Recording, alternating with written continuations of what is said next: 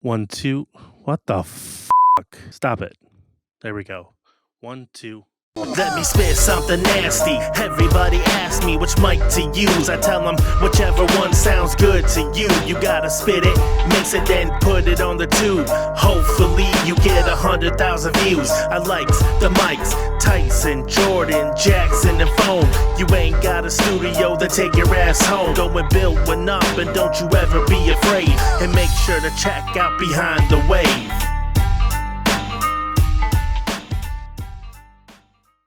What's going on, everybody? Thank you so much for coming back to the channel. Today we're going to take a look at the Technica ATH-m50x studio monitoring headphones, which are these, and hopefully I'll help you decide whether or not you should spend your money on these. So what are studio monitoring headphones? Well, they're headphones that you can mix on. So in a nutshell, studio monitor headphones are headphones that give you a flat frequency response. So you're not going to have any bass boost, any low end, top end boost, anything like that. They're not trying to make the music or whatever it is that you're listening to sound good or sound pretty or sound boosted or anything like that. And the first thing you'll notice is that mine look a little bit different than a normal pair, and that's because I've replaced the ear cups and put a headband cover on, and that's because mine were pretty tore up from sweat, pretty much. The ear cups were about 25 bucks. This headband cover was like $9 on Amazon. And I actually like these better than the stock ones that come with them because they actually go all the way around my ear instead of resting on my ear. So it makes it a little bit more comfortable when I'm wearing them for extended periods of time. Now, normally these will run you about, I think, $160 to $180, depending on which color variation that you get. The black ones like this are the cheapest ones. They're usually about $160. When I got them, they were right around $200, but that was like 6 years ago. Now, if you go to behindthewave.com and read the article that I wrote called Getting Started for Under $250, you'll see that I listed the little brother to these, the M20X, as a pair that you should check out if you're trying to stick to that $250 budget. Those, I believe, are $50. And like I said, if you're trying to stick to a budget, those are very good to start out on.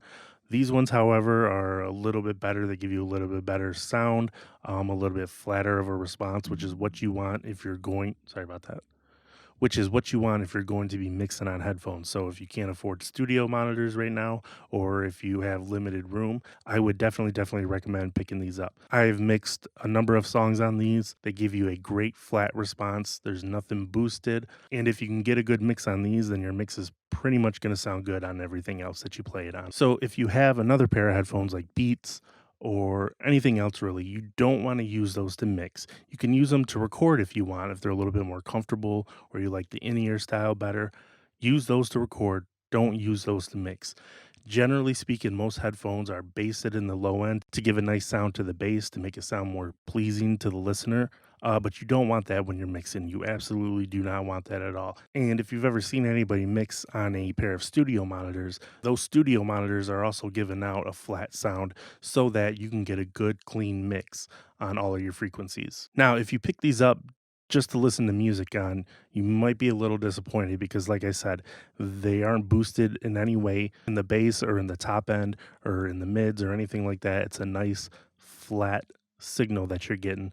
So they're not really going to sound the greatest for listening to music on, but they're not really intended for that. So don't go picking these up thinking that, you're going to get a great pair of headphones for listening to music too. They are a great pair of headphones, but for mixing and recording and studio use and home studio use and things like that. Now, these do come with a couple different cables that you can remove, just like that. I've since lost the other two that it came with. So, you know. And the ear pads that originally came on these, they were comfortable and they were fine to use. But like I said, these ones are a little bit more comfortable, a little more cushiony.